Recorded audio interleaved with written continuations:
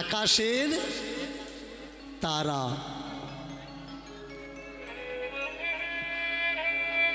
আকাশের তারা, আকাশে তারা, আকাশে সি তারা। একটা শব্দ ভিন্নভাবে ভিন্ন জায়গায় থামলে তার প্রত্যয় উত্তর আলাদা আলাদা হয়। শব্দ একটা, কিন্তু শুধুমাত্র থামার কারণে অর্থ ভিন্ন হয়ে যায়। আজকের কীর্তনের প্রারম্ভেই একটু জানিয়ে রাখি, আমি প্রথম থেকেই বলে আসছিলাম, আর এই কথাগুলো আমার এখনো বলা লাগছে, যে সমস্যা হতে হতে আজকের আমাদের ভিতরে একেবারে টুটি সমান সমস্যাতে আমরা দাঁড়িয়ে আছি। সমস্যা আমাদের কমছে না, সমস্যা যত কমানোর চেষ্টা করছি সমস্যা আরো বেড়ে চলেছে। আমাদের কাছে পথ আছে, পথ দেখানোর জন্যে তারা আছে, তবুও সমস্যা। এই সমস্যার জন্যে দায়ী কারা? এই সমস্যার জন্যে দায়ী আমরা নিজেরা। যদি কারোর সংসারে অভাব আসে, আমাদের পুরাকাল আর বর্তমানে একটা প্রবাদ আছে যে কপালের দোষে নাকি সংসারে অভাব আসে। কিন্তু না, কপালের দোষে না, গতরের দোষে সংসারে অভাব আসে। তুমি খাটবে না, কপালের দিকে আঙুল দেখাবে হবে না। অভাব তোমার সংসারে, তুমি পরিশ্রম করো, তোমার সংসারে অভাব থাকবে না। কিন্তু না খেটে শুধুমাত্র কপালের দোষ দেওয়া স্বভাব মানুষগুলো, তাদের কপাল থেকে অভাব কখনো যাবে না। সেই সময় থেকে আজও পর্যন্ত বহু মহামানব আসছেন। এই আকাশের তারা কারা? যাদেরকে আমরা উপরে দেখতে পাচ্ছি উজ্জ্বল নক্ষত্র, এরা না, এরাই সেই তারা যারা নিজেরা জ্বলে আমাদের রাস্তা দেখালো। তবু আমরা পথ খুঁজে পাচ্ছি না। কেন পথ খুঁজে পাচ্ছি না? এই কারণে পথ খুঁজে পাচ্ছি না, আমাদের পথের বোধহয় প্রয়োজন নেই। যদি প্রয়োজন থাকতো, আমাদের এই সমগ্র বিশ্বে এত পথ আছে, তবু আমরা কেউ পথ খুঁজে পাচ্ছি না, কারণ পথের আমাদের প্রয়োজন নেই। আজকের যারা আপনারা বহু দূর দূরান্ত থেকে ছুটে এসেছেন কীর্তন আস্বাদন করার জন্যে, তারা কেউ দূরের মানুষ নয়, আমার কাছের মানুষ। তাই দূর থেকে ছুটে আমার কাছে সবাই চলে এসেছে। বর্তমান একটা সমস্যায় ভুল খবর ছড়িয়ে বেড়াচ্ছে সোশ্যাল মিডিয়ায়। কীর্তনের শুরুতেই আমি কয়েকটা কথা না বললে অনেকে কষ্ট পাচ্ছে, একটু ক্লিয়ার করে দিই। কিছু বদ মানুষ তারা সোশ্যাল মিডিয়ায় ছড়িয়ে বেড়াচ্ছে দীনকৃষ্ণ ঠাকুর অ্যারেস্ট হয়েছে। একটু মন দিয়ে শুনবেন। না ভাই, দীনকৃষ্ণ ঠাকুর অ্যারেস্ট হয়নি। তাহলে যেটা দেখছেন বা যেটা দেখানো হচ্ছে, এটা কি এটা পরিকল্পিত একটা পরিকল্পনা। সেটা কি আপনাদের কাছে আমি পরিষ্কার করে দিই। আমি যাদেরকে বলতে পারিনি, যারা দূর থেকে কষ্ট পেয়ে ছুটে এসেছেন যে বাবাকে ভালোবাসি, অন্তত চোখের দেখাটা একটু দেখি, তাদের জন্য একটু মন দিয়ে শুনবেন। যারা আমার উপরে আক্রমণ করেছে, এটা একটা পরিকল্পিত পরিকল্পনা। যে জায়গায় জয়নগর আমার বাড়ি, তারা আমার জয়নগরেরই ছেলে বাচ্চা। তাদের যদি সত্যি আমার কোনো আক্রমণ করার ইচ্ছা হতো, অনেক দিন আগে তারা আমাকে আক্রমণ করতে পারত। তারা আক্রমণ করেনি। তো ওই বাচ্চাগুলো অনেকে তাদেরকে অভিশাপ দিচ্ছে যে তোমাদের দীনকৃষ্ণ ঠাকুরের প্রতি এরকম করা উচিত হয়নি। ভুলগুলো ওই বাচ্চাদের না, ভুলগুলো কাদের? যারা ওই বাচ্চাদের মাথাগুলো খেয়েছে। ওই বাচ্চাগুলো কাদের বাচ্চা? ওই বাচ্চাগুলো আমাদের বাচ্চা, আমাদের ঘরের বাচ্চা। ওরা কোনো চাঁদ নক্ষত্র গ্রহ তারা সূর্য থেকে ওরা আসেনি, আমাদের সংসার থেকেই ওরা এসছে, আমাদের ছেলে মেয়েরা। এবার ভুল বোঝার কারণ কেন? ভুল বোঝার কারণ হচ্ছে কিছু মানুষ থাকে তারা অন্যের প্রতি ডিপেন্ডেন্ট, নির্ভরশীল। যেমন স্বর্ণলতা গাছ দেখবেন, ওর নিজের কোনো শিকড় নেই। হলুদ এক পদের গাছ হয় না, গাছের উপরে সোজা বাংলা ভাষায় তাকে পরভোজী বলা হয়। তো ঠিক আমাদের সমাজে পরভোজী কিছু মানুষ গ্রাস করেছে 3% মানুষ 97% উপরে। এদের না আছে শিকড়, না আছে জড়। তো এরা খাচ্ছে কি, বেঁচে আছে কিসে? এদের খাবার দাবার হলো আমরা যেটা সঞ্চয় করছি। যেমন একটা গাছ মাটির নিচের থেকে রস নির্যাস টেনে পাতাতে রান্না করে আর নিজের শক্তি বৃদ্ধি করে, কিন্তু স্বর্ণলতা যদি সেই গাছের উপরে থাকে, শিকড় থেকে খাবার তো সে সঞ্চয় করে, কিন্তু ওই খাবারের অধিকার তার উপরে থাকে না। ওই স্বর্ণলতা সেই খাবারের অধিকার পায়, আর যে খাবার সঞ্চয় করে একদিন সেই খাবারের অস্তিত্বটাই ধ্বংস হয়ে যায়। তেমনি হয়েছে আজকের আমার সমাজের দশা। ভুলের জন্যে আমরা শুধু বুঝতে পারছি না। আমরা যে কীর্তনটা করি, সেই কীর্তনটা কোন কীর্তন? ভালো করে মন দিয়ে শুনবে। আমার কীর্তনের অর্থ, ভাবার্থ মানুষ ভুল করে মানুষের কাছে পৌঁছে দেয়, তার জন্যই মানুষ ভুল ভাবে। আমি যে কীর্তনটা করি, আর্টিকেল 51A, আমি আবার রিপিট করছি, কনস্টিটিউশনের 51 এর ধারা বর্তমান বজায় রেখে সেই ধারার দায়রায় আন্ডারে অধিকারে থেকে আমার কীর্তন আমি করি। আমার কীর্তনের মূল উদ্দেশ্য কি? মূল উদ্দেশ্য ভক্তি। আস্তে আস্তে আস্তে, ঠিক আছে ঠিক আছে ঠিক আছে, ভক্তি। তবে অন্ধভক্তি নয়, ভালো করে শুনবেন। আমার কীর্তনের উদ্দেশ্য হলো ভক্তি, জ্ঞান এবং চেতনার দর্শন করা, মানুষের সঠিক রাস্তাটা তার সামনে তুলে ধরা। যারা বলতে চাচ্ছে অন্ধবিশ্বাস আমাদের কাছে ভালো, তাদের জন্য আমার কীর্তনটা নয়। আমার কীর্তন কাদের জন্যে? তাদের জন্যে আমার কীর্তন যারা শুধুমাত্র সত্যকে জানতে, শুনতে এবং গ্রহণ করতে ভালোবাসে।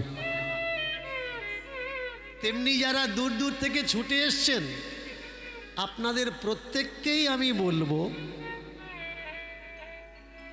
যে ঘৃণ্য এবং জঘন্য ঘটনা আমার উপরে কিছু মানুষ চক্রান্ত করে ঘটিয়েছে, শুনে রাখুন। আমি দেরি করিনি, তার প্রতিকার আমি আজকের করেছি। জয়নগর থানার আন্ডারে বহু দূর দূরান্ত থেকে ছুটে আসা আমার ভালোবাসার মানুষগুলো, আমার ভাই বোনগুলো জয়নগর থানার পদাধিকারী অফিসার হাতে এফআইআর খানা তুলে দিয়েছে। আমি ওই ছোট্ট ছোট্ট বাচ্চাদের সাজার আশা করি না, আমি সাজার আশা সেই সব মানুষদের করছি যারা ওই বাচ্চাদের পিছনে থেকে বাচ্চাদের পুতুল খেলার পুতুলের মতো নাচিয়েছে। আমি সেই কজন মানুষকে চাই যারা পিছনে থেকে জীবনে সামনে আসতে চায় না, তোমার আমার ঘরের বাচ্চাগুলোকে রক্তক্ষরণের জন্যে এগিয়ে দেয়। প্রত্যেক মার সাবধান হওয়ার দরকার, প্রত্যেক বাবার সাবধান হওয়ার দরকার যে আমার ছেলেকে আমি ধার্মিক বানাবো। হ্যাঁ, ধার্মিক বানাও, কিন্তু তার আগে তাকে আগে সংস্কার দাও। বিনা সংস্কারের ধর্ম সমাজে শুধু হানাহানি হয়, সমাজে শুধু ক্ষতির কারণ হয়, এছাড়া আর অন্য কোনো কিছু আমাদের দিতে পারে না। তাই আজ প্রথমেই আমি শুরু করলাম, নক্ষত্র ছিল বলে, তারা ছিল বলে তবে আমরা পথ চলছি। তারা কারা? যারা কণ্টকাকীর্ণ পথ, যারা কণ্টকাকীর্ণ পথ খালি পায়ে মারিয়ে রাস্তা বানিয়ে দিয়েছে আমাদের জন্যে, যাতে আমাদের পায়ে কাঁটাটা না লাগে। আমি সেই সব তারাদের কথা বলছি। আপনারা অনেকে ভাবছেন দীনকৃষ্ণ ঠাকুরের অপমান হয়েছে। না ভাই, দীনকৃষ্ণ ঠাকুরের অপমান হয়নি, অপমান হয়েছে সভ্য সমাজের, অপমান হয়েছে সঠিক বিচারের, অপমান হয়েছে আশাবাদীর আশার, অপমান হয়েছে সত্যের। জয় কার হয়েছে? জয় তার হয়েছে যারা জয় চাইল। ওরা কারা? আজকের ছুটে সামনে চলে এসছে হিংসার ঘৃণার জন্যে। এরা বুঝে গেছে আমাদের হার অনিবার্য, তাই খুলেআম তারা হিংসা আরম্ভ করছে। কিন্তু দীনকৃষ্ণ ঠাকুরের মত পথ হিংসা নয়। আবার আমি বলছি, আমাদের মত পথ আদর্শ হিংসা নয়।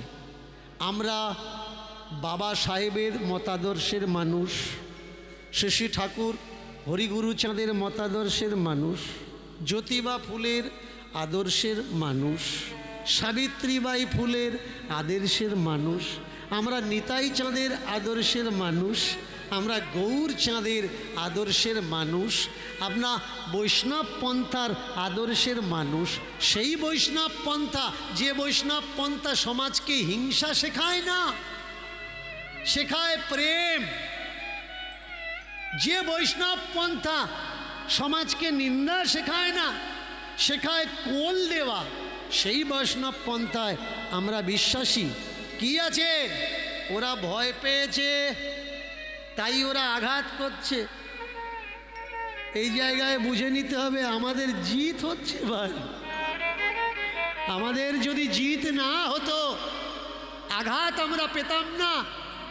আর আঘাত পেলে ক্ষতি যেমন কিছু হয়, লাভও কিছু হয়। ফিজিক্স কি বলে? পিছন থেকে তোমাকে কেউ যদি আঘাত করে, ধাক্কা দেয়, তোমার ইচ্ছা না থাকলেও দুপা সামনে তোমার যাওয়াই লাগবে। তো আমাদের যারা আঘাত করছে এদের শুনে রাখা দরকার। তোমাদের আঘাতে আমরা পিছিয়ে যাচ্ছি না, আমাদের পিছিয়ে পড়া সমাজকে তোমাদের আঘাতে আমরা এগিয়ে নিয়ে চলে যাচ্ছি। প্রেম সে বলো পিতাই গৌর হরি বল। আজকের কীর্তনে আমরা কীর্তনের কাল্পনিক কিছু তথ্যমূলক গল্প আস্বাদন করব, যাকে এক কথায় লীলা বলা হয়। আর সেই সাথে সাথে লীলার মাধ্যমে কিছু চেতনামূলক কথা আমরা আস্বাদন করব। কারণ কীর্তনটা শুধু ভাবের জায়গা নয়, কীর্তনটা শুধু ভক্তির জায়গা নয়, কীর্তনটা জ্ঞানের জায়গা, কীর্তনটা বিজ্ঞানের জায়গা। জ্ঞানবিহীন ভাব আর জ্ঞানবিহীন ভক্তি মূল্যহীন। তাই আজকের যে লীলা আমরা আস্বাদন করব সেই লীলার নাম হলো কর্মাবায়ী।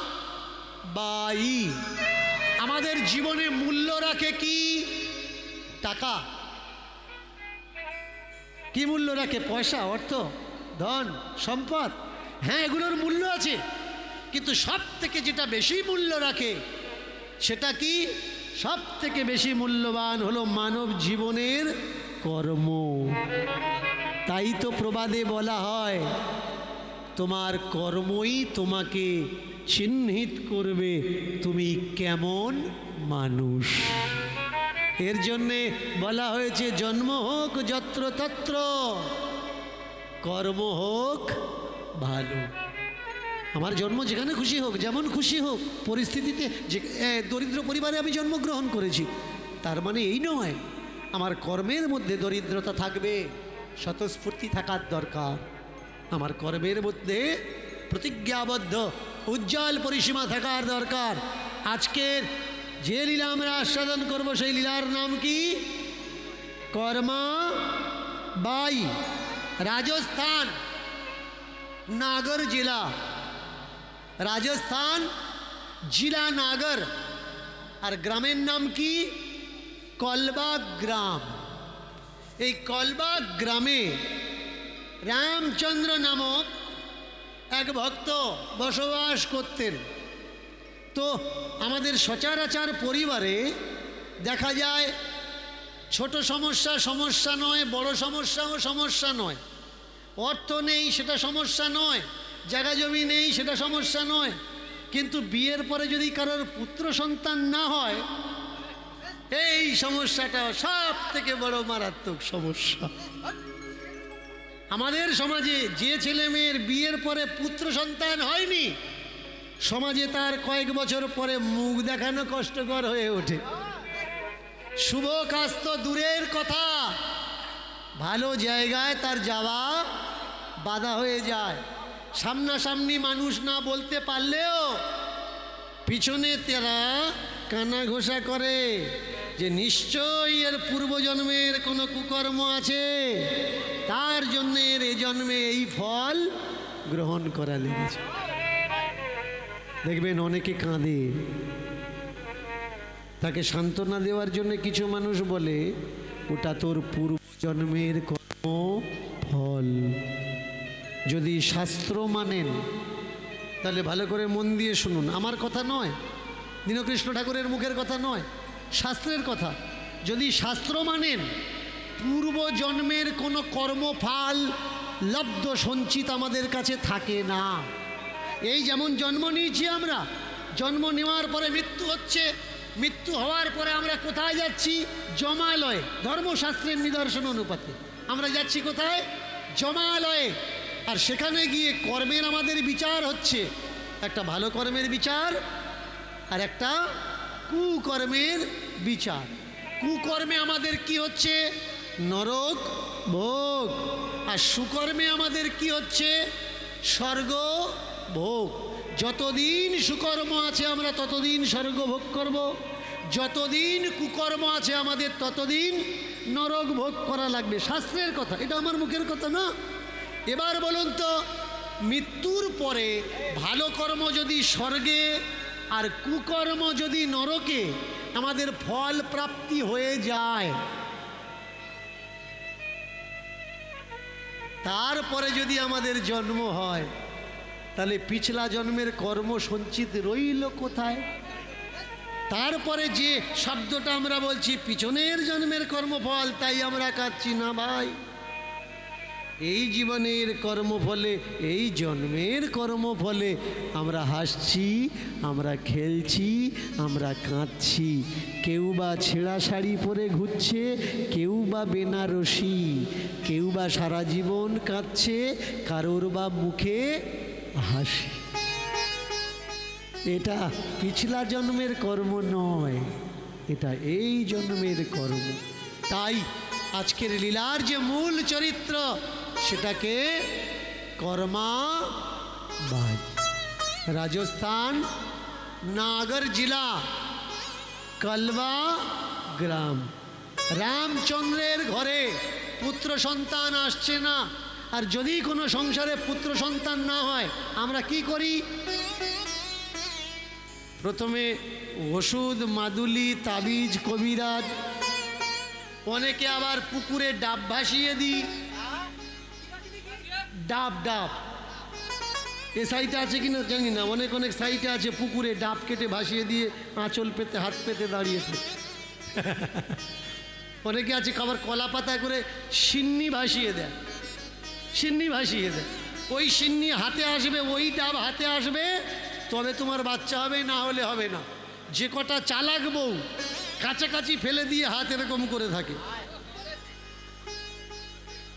ও ডাব যাওয়ার কল নেই, হাতে আসবেই আসবে। আর যারা বোকা মেয়ে ভাসিয়ে দিয়ে ঠেলে দেয়, পাড়ের ওপর থেকে শাশুড়ি বলে তোর আর হবে,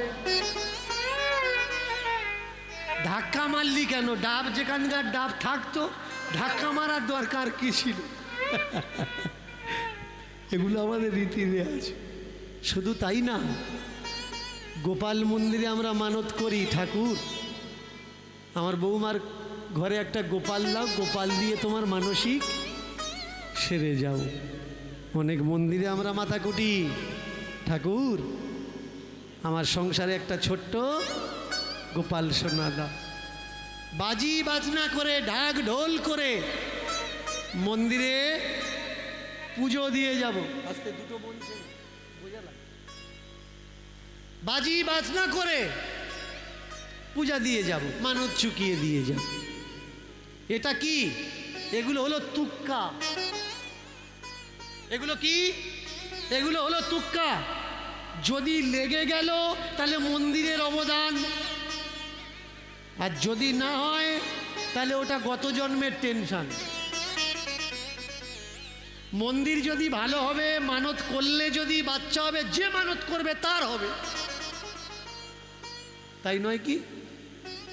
মন্দির যদি ভালো হয় আর সেই মন্দিরে যদি মানত করলে বাচ্চা পাওয়া যায়, যে মানসিক করবে তার হবে, তাহলে কিছু কিছু হচ্ছে আর কিছু কিছু বাদ যাচ্ছে কেন? এটা কোনো কর্মফল নয়। বাচ্চা মন্দির থেকে হয় না, বাচ্চা মানসিক থেকে হয় না। বোঝা লাগবে, স্বামী স্ত্রীর কর্মের জন্যে পুত্র সন্তান হয়। প্রায় আমাদের সংসারে একটা সংসারে অশান্তি শোনা যায়, শাশুড়িরা বৌমাদের সঙ্গে ঝগড়া করে, কিরকম মেয়ে তুমি, হ্যাঁ মেয়ে মেয়ে করতে করতে চারটে মেয়ে হয়ে গেল, কেন একটা ছেলে পুলে দিতে পারলে না? একটা গোপাল একটা বেটা ছেলে দিতে পারলে না? সেই সব ঠাম্মা দিদিমাদের শোনা লাগবে, জানা লাগবে। শুনে রাখুন, কন্যা সন্তান বা পুত্র সন্তান দেওয়ার সম্পূর্ণ দায়ভার আপনার ছেলের, মেয়ের কাছে না। কেন বলি? গলা চিল্লে চিল্লে পড়াশুনো করো। যদি করতে পড়াশোনা, অজানা কিছু থাকতো না। অজানার আগে মাথা নোয়াও, শিক্ষা তোমার নেই। অজানার আগে মাথা নোয়াও, শিক্ষা তোমার নেই। তাই শিক্ষা ভুলে অগোচরে হাত তুলে করছো ধেই। যদি শিক্ষা থাকতো এগুলো হতো না। শিক্ষার অভাবে আমাদের সংসারে, আমাদের সমাজে অন্ধ কুসংস্কার। শিক্ষার আলো প্রবেশ করলে সে সমাজে কখনো কুসংস্কার থাকবে না। এর জন্য শিক্ষা আমাদের আগের দরকার, তবেই তুমি সুসংস্কারী হবে, তা নাহলে কুসংস্কারী হয়ে দাঁড়াবে, অন্ধবিশ্বাসী হয়ে দাঁড়াবে। বলে উঠল কি, উঁচু ঢিবি দেখে তো সেখানেও রামচন্দ্র প্রার্থনা করে, প্রভু গো প্রভু গো দাও দাও দাও মোরে দাও প্রভু গো প্রভু গো দাও দাও দাও মোরে দাও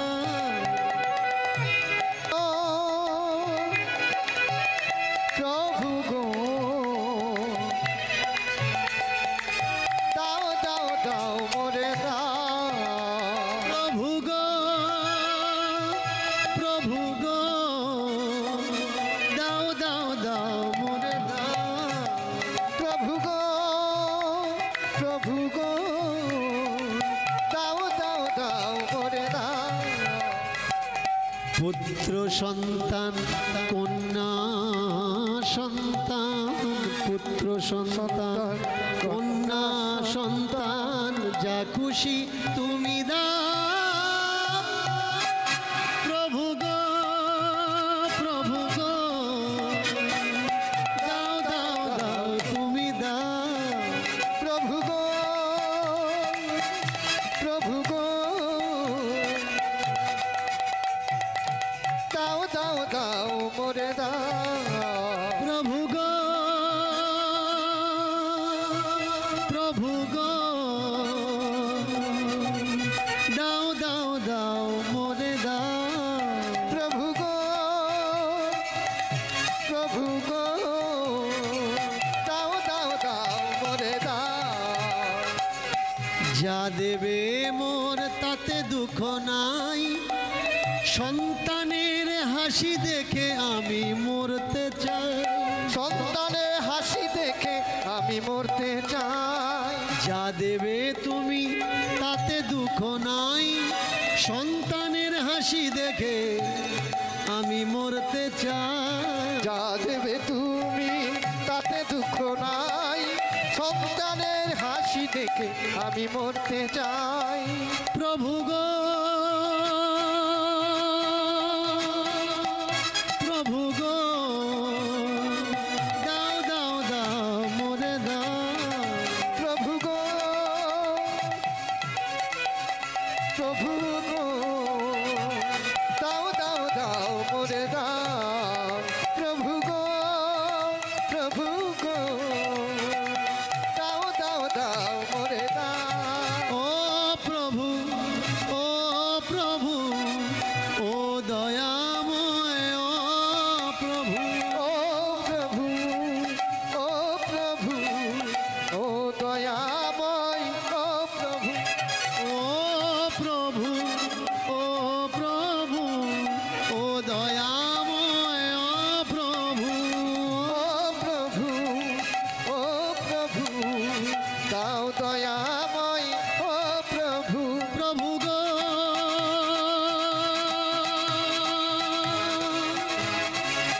প্রভু গো দাও দাও দাও মোরে দাও প্রভু গো প্রভু গো দাও দাও দাও মোরে দাও প্রভু গো প্রভু গো দাও দাও দাও মোরে দাও দাও দাও দাও মোরে দাও মনে হয় ডাকের কৃপায় ডাক শুনে নিল অতি শীঘ্র রামচন্দ্রের কানে খুশির খবর এলো কানাকানি জানাজানি পাড়াময় হলো অপেক্ষায় এখন সকল গ্রাম রামচন্দ্র আমাদের কোন সন্তান উপহার দিল শুভ দিনে শুভক্ষণে গর্ব বৃদ্ধি হয় অদৃষ্ট কারণ ভবিতব্য কারণ বাস্তব কারণ তিন কারণে পুত্র সন্তানের জন্ম হয় তিন কারণ তিন ঋণ ভালো করে খেয়াল করবেন জন্ম তিনটে কারণে হয়। একটু ছোট্ট করে, জন্ম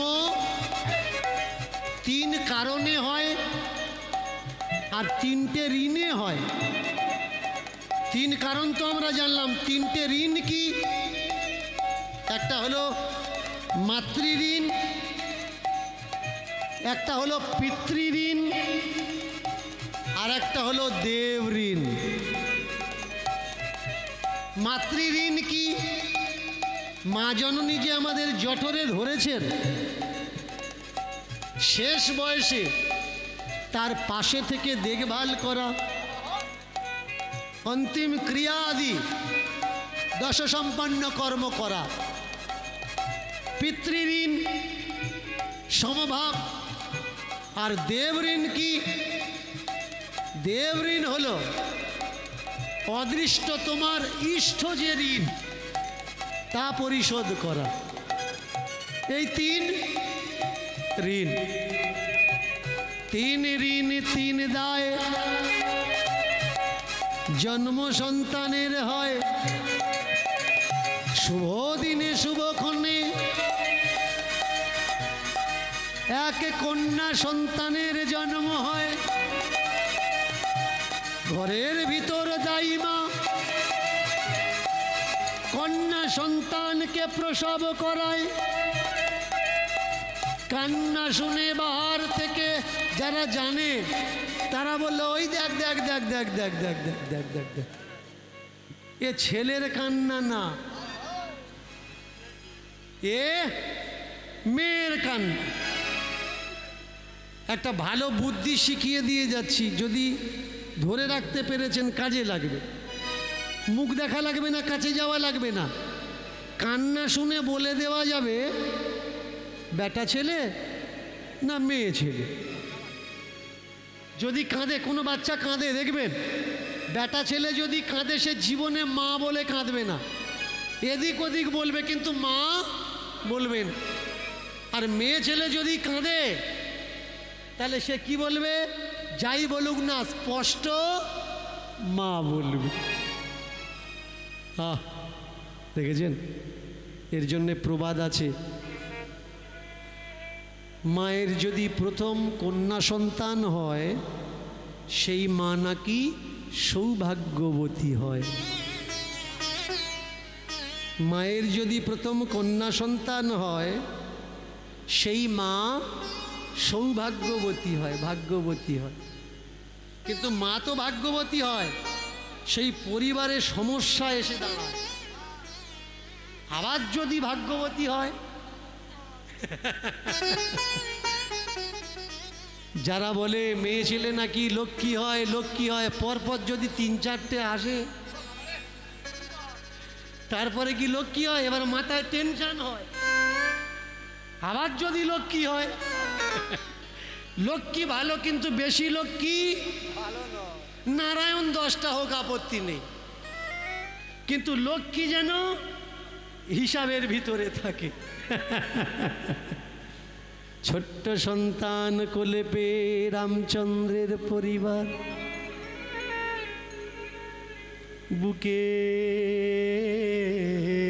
তুলে নেয়। কি আছে? মেয়েটাও সন্তান, পুত্রটাও সন্তান। মার কাছে কোনোটা আলাদা নয়। ছেলেটাও যা, মেয়েটাও তা, বুকে তুলে নিয়েছে। কানে খবর গেল রামচন্দ্রের, তুমি বাবা হয়েছ, তুমি বাবা হয়েছ। এই যে বাড়ি যদি পুত্র সন্তান হয়, এখন আর এইসব নিয়ম টিয়মগুলো নেই। শ্বশুর বাড়ি থেকে খবর বয়ে নিয়ে যায়, যে কেউ খবর দেয় না। খবর কে নিয়ে যাবে? প্রামাণিকে নিয়ে যাবে। আর এর জন্যে খবর দিয়ে আসার পরে তার একটা গামছা, একটা শাড়ি দাবি থাকে। খবরটা কে দেবে? প্রামাণিক। এখন এই নিয়ম আর নেই। খবর পেয়েছো, ফোন আছে, যার কাছে ফোন আছে সে প্রামাণিকের কাজ করে দেয়, খবর দিয়ে দেয় বাচ্চাটাকে বুকে ধরেছে। খুশি আনন্দ ছিল না, পেয়েছি ঘরে। আর ওদিকে রামচন্দ্র কন্যা সন্তান হয়েছে শুনেও তার আনন্দ হয়েছে তো। কিন্তু একটু লক্ষ্য রাখবেন, পুরুষের জীবনটা একটা সিস্টেমে তৈরি হয়, আর মায়েদের জীবনটা একটা সিস্টেমে তৈরি হয়। প্রথম জীবনে তোমার কান্না যদি একবার পিছনে লেগে যায়, ওই কান্নার সারা জীবনে সারে না। অনেক মাকে দেখবেন কাঁদতে, যদি কেউ বলে আমা তুমি কাঁদছো কেন, মায়েরা সহজ সরল ভাষায় বলে দেয় আমার কাঁদার কপাল বাবা, বাপের বাড়িতে কাঁদতাম, বাপের বাড়ির পরে শ্বশুর বাড়িতে এসেছি, আমার চোখের জলই ফুরাচ্ছে না। দুঃখ তোমার পিছন ছাড়বে না যদি তুমি মজবুত না হও। যত সহ্য করবে অত তুমি কাঁদবে, সহ্য করো কিন্তু মজবুত হও। স্বীকার করতে শেখো পৃথিবীর কোনো ক্ষমতা নেই তোমার চোখে জল আনা। তুমি কাঁদছো কেন কাঁদছো? তুমি দুর্বল তাই কাঁদছো। দুর্বল হও না,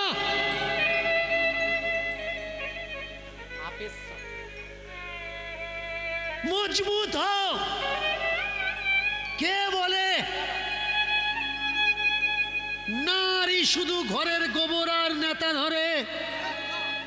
ওই নারীর হাতে কলম তুলে দিলে দেশ ও মাতৃকার নেতৃত্ব দিয়ে দেশকে ভালো জায়গায় এনে দিতে পারে।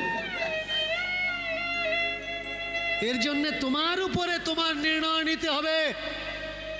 তুমি নেতা ধরে ঘর নেতা দেবে নাকি কলম ধরে নেতৃত্ব দেবে? নেতৃত্ব দিলে শিক্ষা মাধ্যমে তোমাকে কেউ কখনো কাঁদাতে পারবে না। আর একবার যদি নেতার বালতি ধরো, তোমার চোখের জল ফুরবে না। সকলে খেয়ে নিচ্ছে, তুমি বসে আছো কেন? না গো দিদি, সকলের আগে খাওয়া অভ্যেস আমার হবে না। সকলে খাবে তারপরে আমি খাবো। বউ মানুষ আগে আগে খাওয়া যায়, কেন খাওয়া যায় না? কে বলেছে খাওয়া যায় না? নারী পুরুষ সমান অধিকার, একসঙ্গে বসবো খাবো। ভাগে যদি কম হয়, শ্বশুরের দেবো, শাশুড়ির দেবো, জামাইয়ের দেবো, স্বামীর দেবো, মেয়ের দেবো, ছেলের দেবো, আমারটাও নেবো, একসঙ্গে গল্প করবো আর খাবো। অসুবিধে আছে? কোনো অসুবিধে নেই। বুঝতে হবে বিচারে প্রেম আসে ভাই। প্রেম কিসে আসে? বিচারে আসে। নীতি আর আদর্শে আসে বাঁধন। বিচারে প্রেম আসে আর নীতি আর আদর্শে আসে বাঁধন।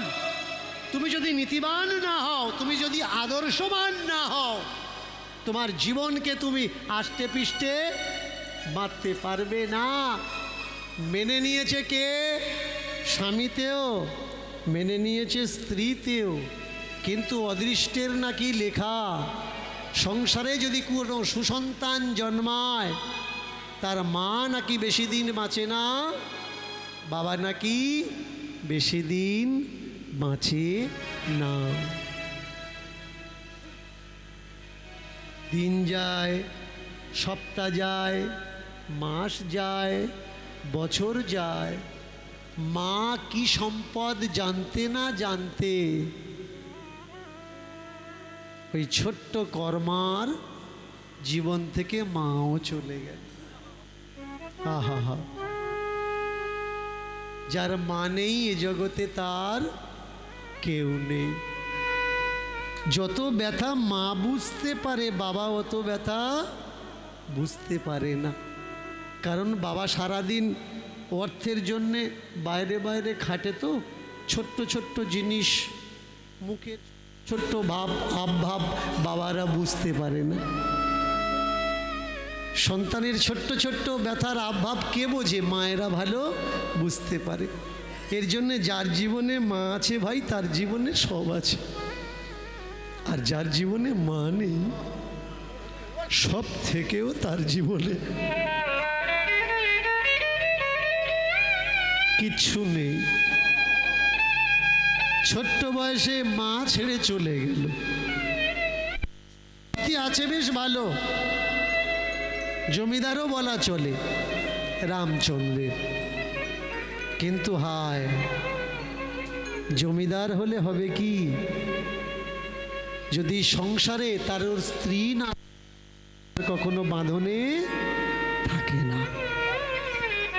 20টা পুরুষ মানুষ একটা সংসারকে সাজিয়ে গুছিয়ে রাখতে পারে না, কিন্তু 20টা পুরুষের ভিতরে যদি একজন নারী থাকে, মা থাকে, সে সংসারকে খুব সাজিয়ে গুছিয়ে রাখতে পারে।